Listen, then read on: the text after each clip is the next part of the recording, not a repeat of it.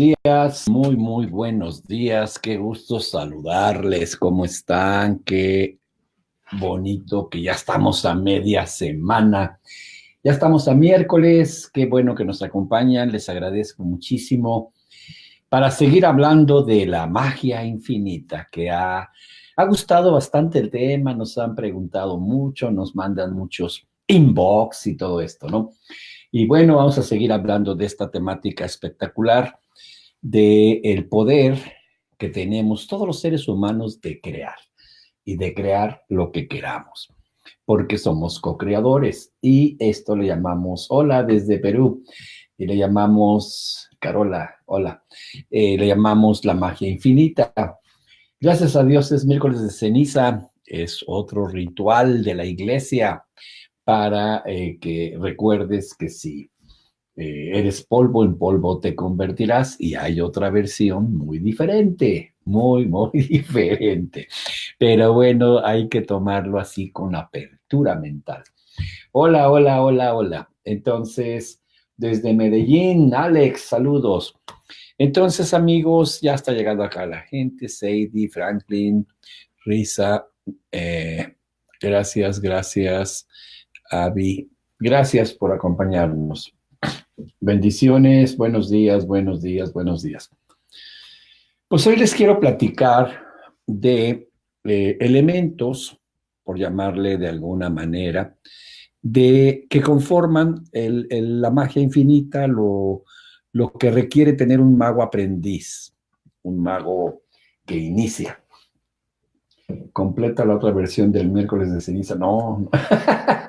En el Clear les cuento y les digo, si esto yo lo cuento en un contexto abierto, sería muy duro, muy difícil. No, fíjense, yo les he dicho una y otra vez, soy defensor de Dios, soy fanático de Dios, convencido de la existencia de un Dios, pero soy muy crítico de las iglesias, que son dos cosas muy diferentes. La gente dice, no, es que si usted creyera en Dios tendría que ir a misa. Claro que no. Si usted creyera en Dios tendría que seguir los lineamientos de la iglesia. Claro que no. ¿Cuántas repito para la arca? Pues las que quieras. Mira, ya mi arca, haciendo un ritual similar a lo de las 7 cuentas, y es un mínimo, estoy hablando de un mínimo. Ayer precisamente le puse más cosas y ha crecido impresionantemente. ¿Ok? Entonces, pues síguelo haciendo. Yo creo que esto de la necesidad de hacer rituales, lo voy a explicar ahorita un poquito, ¿no? Voy a tocar el tema. No es porque el ritual sea el que tenga el poder, sino porque nuestro inconsciente, el único lenguaje que entiende es el de los símbolos. Entonces, no es el ritual en sí mismo, es la simbología semiótica que genera en tu mente un ritual, un símbolo. Y esto lo vemos hablando de la iglesia, del ritual, por ejemplo, de las arras. Cuando en la iglesia te casas y te dicen, te doy estas arras como un símbolo de que voy a cuidar, que no falte nada y demás, al hombre lo toman, lo ponen como proveedor. Y cuando ella dice, tomo las arras como un símbolo, fíjate, así dice, de que voy a cuidar y administrar, la ponen como una mantenida, y eso le quita a la mujer todo su potencial de desarrollo, de capacidad, de desarrollarse, de ser triunfadora. ¿Por qué? Pues porque tengo que estar esperando a que un hombre me dé, por esa simbología. Entonces, eso no es así. La mujer tiene un potencial gigantesco más allá de estar recibiendo y administrando, que también lo hace bien. Sin embargo, en muchos casos hay un potencial gigantesco en esas mujeres que no sale porque en el ritual aceptó que ella solamente va a administrar lo que el hombre le dé. Entonces, ese tipo es una antiarca, por llamarle así. Ella queda en un estado de improductividad cuando tiene capacidad, tiene conocimientos, tiene muchas cosas. Entonces, fíjate cómo algunos rituales pueden ser negativos, aunque la intención es buena.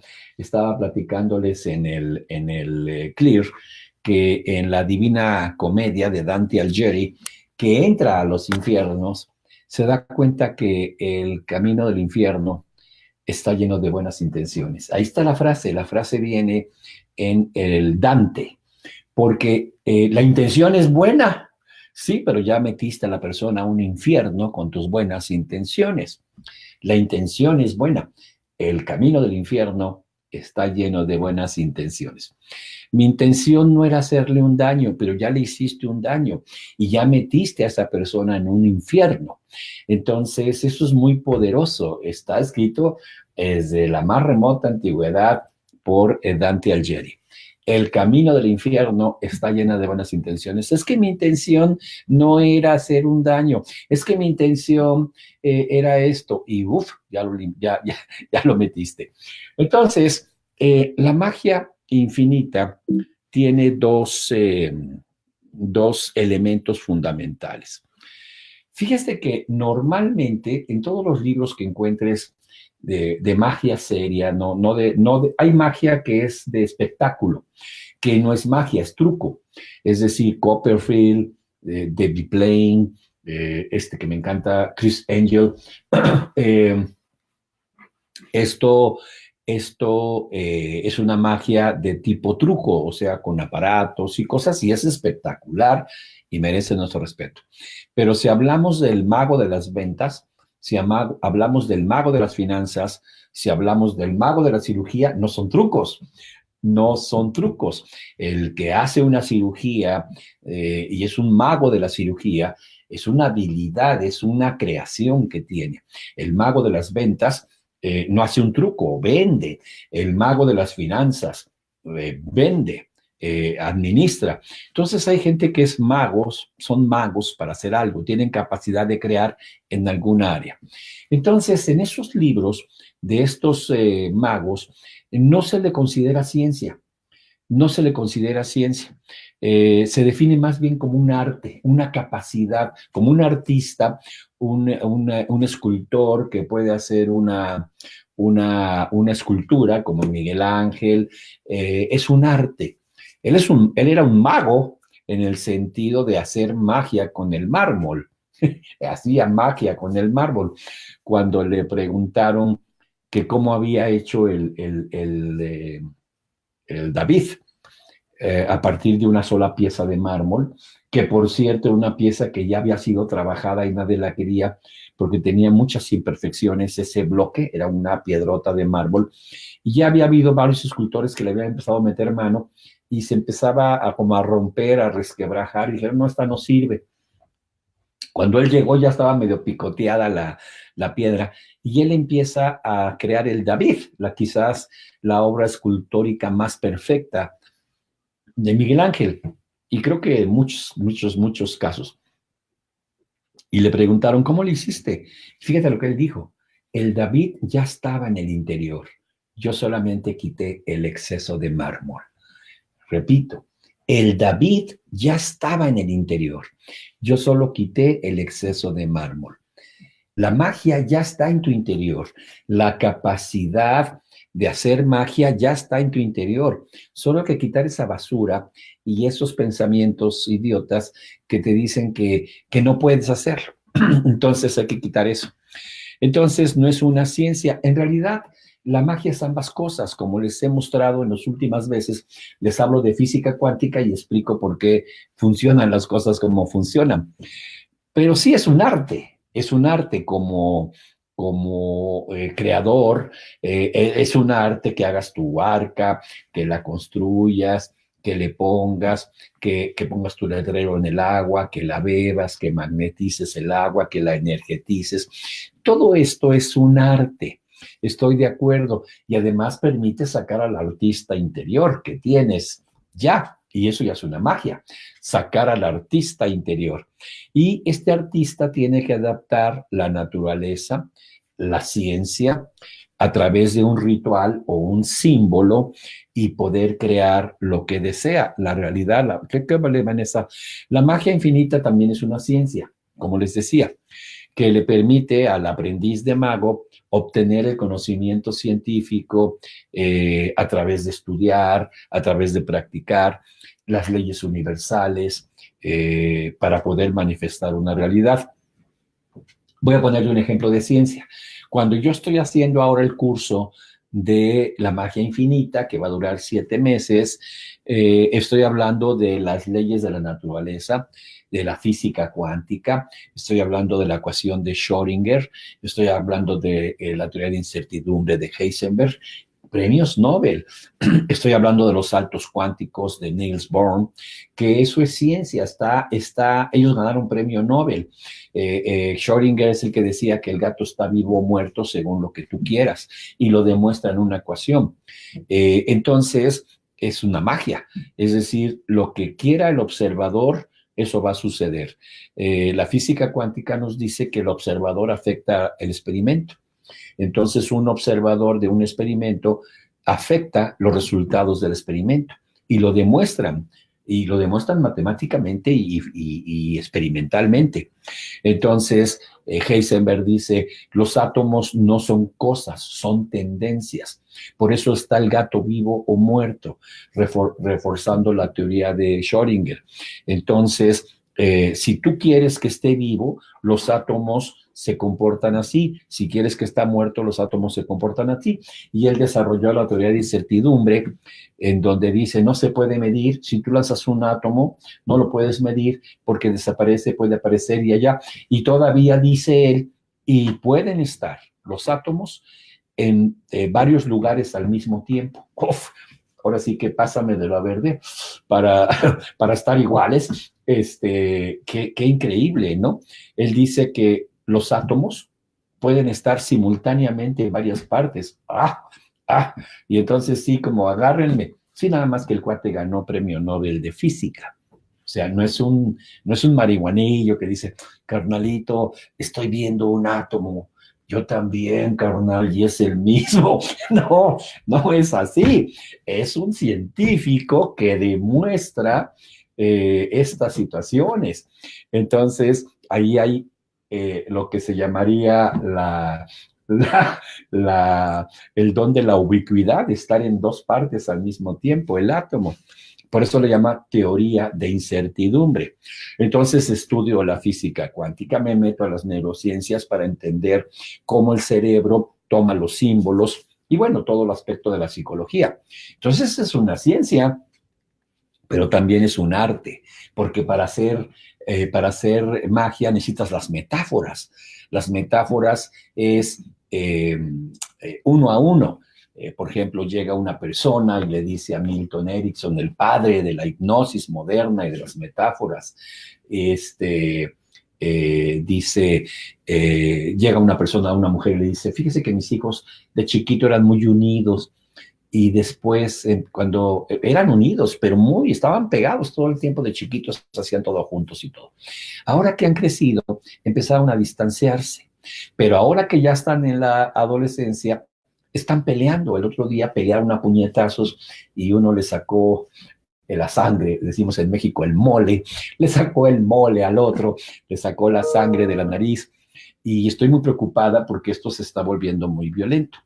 Entonces, cuando tienes eso, el mago Milton Erickson, el padre de la hipnosis, el padre de las metáforas, el gurú de la metáfora, le decía, fíjese que yo cuando hace tiempo, hace unos años, por ejemplo, si la persona le decía, mis hijos tienen ahorita 10 años, Erickson decía, hace 10 años, para crear una condición 1 a 1, 10 años, 10 años. Yo sembré 2 rosales para crear alguna condición 1 a 1. 2 hijos, 2 rosales.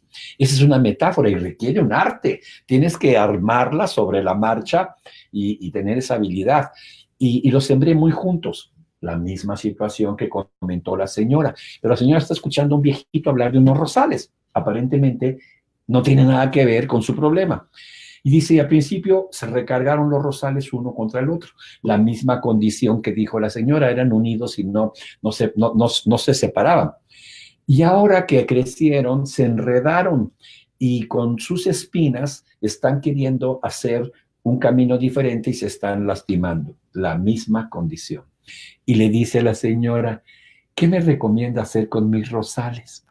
Entonces la señora le dice, eh, pues creo que con mucho cuidado busque la manera de ver los puntos en donde las espinas se están lastimando y suavecito voltee las flores para evitar que se lastimen. Y entonces le dice Erickson, eso haga. Y wow, pero eso es un arte, se requiere un artista para hacer eso. Bueno, en la magia haces eso. Cuando haces el arca, cuando haces lo del vaso, estás haciendo eso, condiciones de tu vida que se van a reflejar en el rosal, para que me entiendas.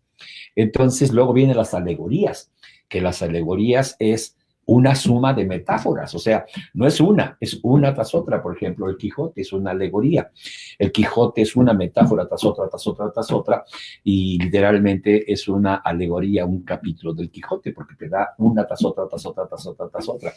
Entonces, también tienes que aprender de simbología, de narrativa, entonces, pues es un arte. Por otro lado, tienes que manejar la teoría de incertidumbre, la ecuación de la realidad de Schrödinger, tienes que manejar los saltos cuánticos de Niels Bohr y hacer que la persona, sin darse cuenta, a través de las metáforas, pues, a través de la...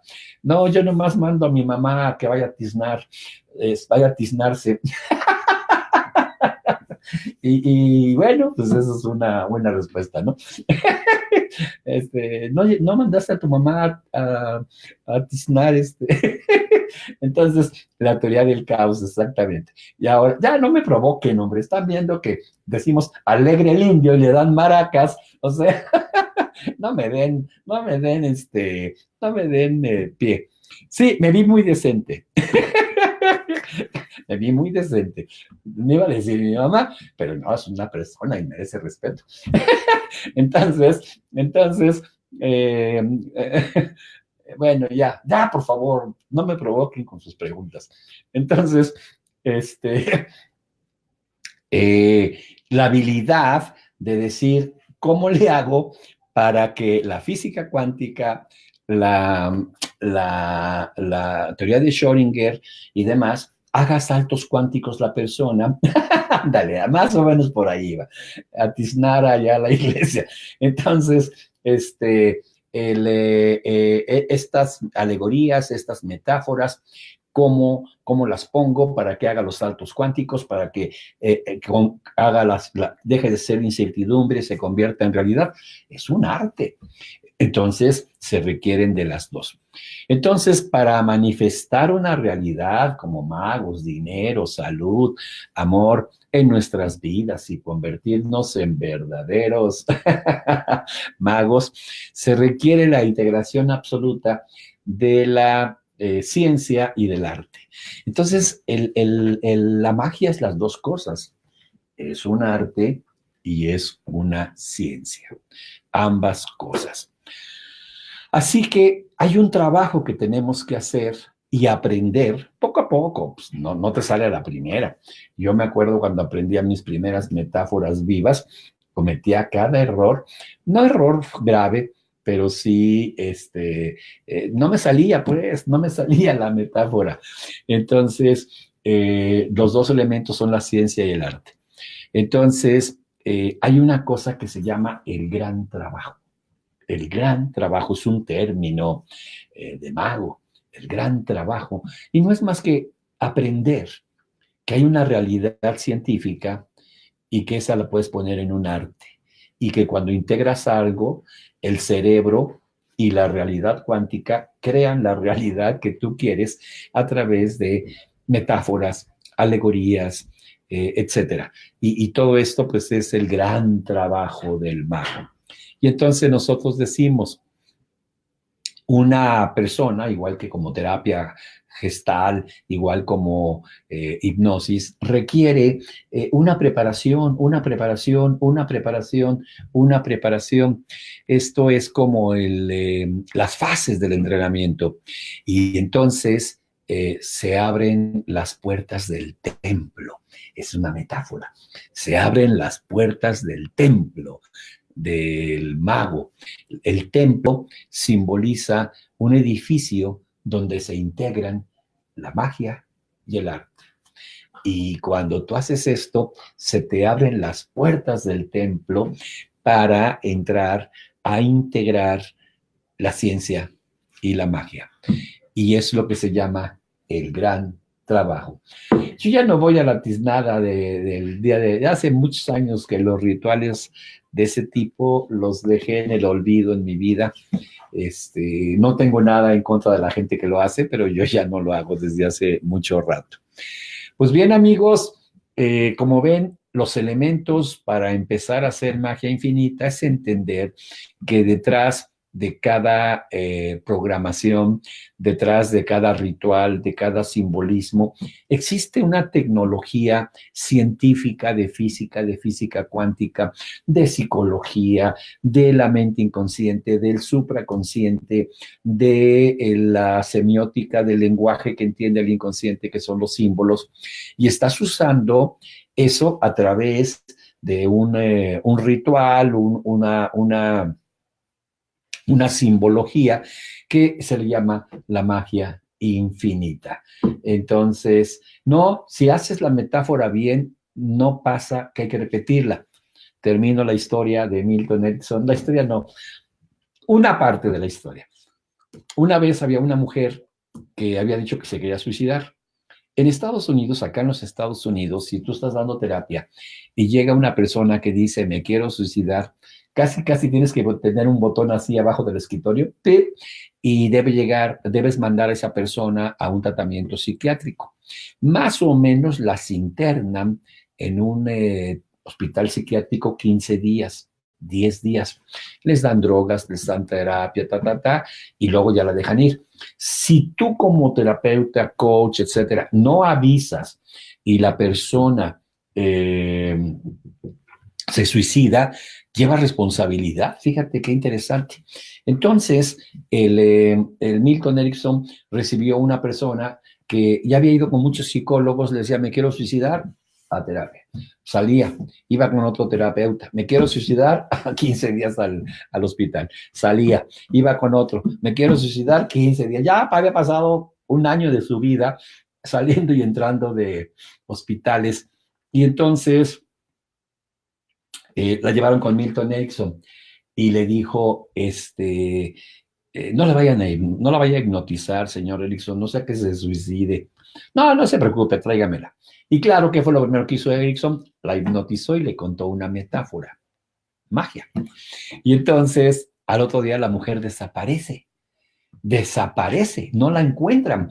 Entonces, pues, la familia presenta pide una investigación a ver si Erickson no la había inducido al suicidio y a lo mejor esta se había tirado al mar, a lo mejor se había tirado a una montaña y nunca van a encontrar su cuerpo. No, se metió en una situación difícil, Milton, pero acá en los Estados Unidos primero demuestra y luego es culpable.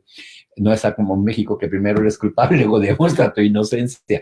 Aquí todos son inocentes hasta que se demuestre lo contrario. Entonces el abogado decía, ¿dónde está el cuerpo? No podemos decirlo porque no hay cuerpo. Si hubiera cuerpo, entonces sí. Y sí, efectivamente, no se hizo ningún juicio ni nada porque, pues no. Pero sí fue una etapa muy difícil para Erickson. 20 años después aparece la mujer, le llama, doctor Erickson, ¿se acuerda de mí? Soy fulanita. Ah, dice, claro que me acuerdo, pues, ¿qué le pasó? Vino a una sesión, hicimos un trabajo y desapareció. Dice, la historia que me contó sobre los delfines, sobre sus hijos, sobre las ballenas, los mamíferos en el mar y la integración y todo, me fascinó tanto que me di cuenta que lo primero que tenía que hacer era alejarme de mi familia. así que me alejé. Y me inscribí en la Marina y me fui a viajar y en todo el tiempo estuve estudiando para bióloga marina con especialización en delfines. Y bueno, ahora después de 20 años lo estoy buscando porque ya quiero que me ayude a hacer la conexión nuevamente con mi familia, pero necesitaba separarme de ellos. Ese es el poder de una metáfora, por si me pregunta alguien, ¿necesito repetirla? No, se desaparece 40 años. ¿Ok? Entonces, la verdad es que si haces bien la alegoría, la metáfora y le manejas bien lo que quieres lograr desde el punto de vista de la física cuántica, de la ley de atracción y todo esto, bien hecho, una sola sesión es suficiente. Claro, al principio, como somos novatos, pues no nos va, no nos va. Nos cuesta trabajo hacer metáforas vivas. De hecho, todos los reconversores están haciendo magia. Están ellos viviendo esa experiencia de magia. Me está marcando que se me está acabando la batería. Entonces, todos mis alumnos que estudian reconversión están haciendo magia. Cuando haces un trabajo con el árbol, cuando regresas un problema, es una magia. Pero ya sabemos que no es que el poder lo tenga la cajita que regresas, sino que el inconsciente, que no maneja más que el lenguaje simbólico, comprende y devuelve el problema. No hay otra forma. No hay otra forma. Se llevarían años de terapia para lograr encontrar el problema y luego solucionarlo. Así que el mago tiene dos elementos fundamentales: la ciencia y el arte. Y ustedes, mis aprendices de magos, por ahí va. Y se puede, y cuando lo hagas, cuando puedas integrar esas dos cosas, te puedes convertir en el mago de la educación, en el mago de las finanzas, en el mago de hacer dinero, en el mago de las relaciones de pareja, en el mago de la cocina, en lo que te interese, ¿ok? Sí, nos cambian con cuentos. Y si tú dices, jaja, la risa, no me da risa. Sí, da risa, pero fíjate, la Biblia, todo el Nuevo Testamento, son puras parábolas, puras metáforas, puros cuentos. Fíjate qué interesante. Por eso han perdurado 2000 años. Tú no entiendes, no lo puedes comprender. Sin embargo, te voy a dar un ejemplo para que veas. Científico y de la Biblia. Una historia siempre debe llevar, había una vez, nunca cifras, nunca datos, nunca el 7 de mayo de 1914, porque entonces no es metáfora, ¿ok? Entonces tiene que llevar, había una vez, érase que se era, en un país lejano. Y si me dices, ¿y eso funciona? Oh, el libro más vendido en la historia después de la Biblia es El Quijote. ¿Y sabes cómo comienza? En un lugar de la Mancha de cuyo nombre no quiero acordarme. ¿Qué lugar? No sé. ¿Cuándo? No sé. ¿Cómo se llamaba? No quiero acordarme. La Biblia, en sus metáforas, siempre empieza en aquellos días. ¿Cuándo? ¿En dónde? En aquellos días. Entonces me dices, ajá, ¿sí funciona? Sí. Y luego nos vamos a la ciencia. ¿Por qué funciona cuando dicen en la historia en aquellos días? Y cuando dicen había una vez, porque el inconsciente es atemporal. El inconsciente no tiene el concepto racional del tiempo. Y cuando le dices había una vez, entra directamente al inconsciente. En aquellos tiempos, entra directamente al inconsciente. En un lugar de la Mancha de cuyo nombre no quiero acordarme, entra directamente al inconsciente. Y el Gabo, en 100 años de soledad, inicia. Muchos años más tarde, ¿cuándo? No sé, muchos años más tarde, frente al pelotón de fusilamiento, el coronel Aureliano Buendía recordó la tarde en que su padre lo llevó a conocer el hielo. Y estás atrapado desde el primer párrafo a 100 años de soledad, al Quijote de a la Biblia. Y esto ahora se demuestra científicamente por la atemporalidad del inconsciente. El inconsciente no puede entender tiempos. Ah, entonces, sí, son cuentos. En aquellos días llevó Jesús a sus discípulos al mar. Y entonces la pregunta que se hacen es, ¿por qué el mar? Y entonces aparece la ciencia. Sucede que al ser humano le pasa un fenómeno cuando ve el mar a lo lejos. Como dice la canción, en la distancia, el mar y el cielo parece que se juntan. Creo que así dice la canción. Entonces, cuando ves el mar a lo lejos, te da la impresión que el cielo y el mar se juntan. Y eso a tu mente le hace que lo divino, que es el cielo, se junte con la tierra. Y entonces vas caminando en el mar, ves hacia el mar y te sale lo filósofo barato. Es la inmensidad del mar, cómo se junta y piensas, no somos nada. ¡Qué inmensidad! Y empiezas a echar tu filosofía barata, ¿no es cierto? ¡Qué grandioso! No somos nada. Y empiezas, hasta tu esposa te dice, ¿qué traes tú? Te sale lo filósofo barato, porque estás juntando el mar, que es el cielo, con la tierra. Por eso Jesús siempre llevaba a sus discípulos al mar, para que juntaran lo de Dios con lo de la tierra. Y les dice, vayan a pescar. Y estaban toda la noche intentando pescar. Y ojo, el pez en la iglesia es un símbolo que significa sabiduría. O sea, no vayas a pescar, ve a sacar sabiduría de esa unión. Y estuvieron tirando las redes y no sacaron nada.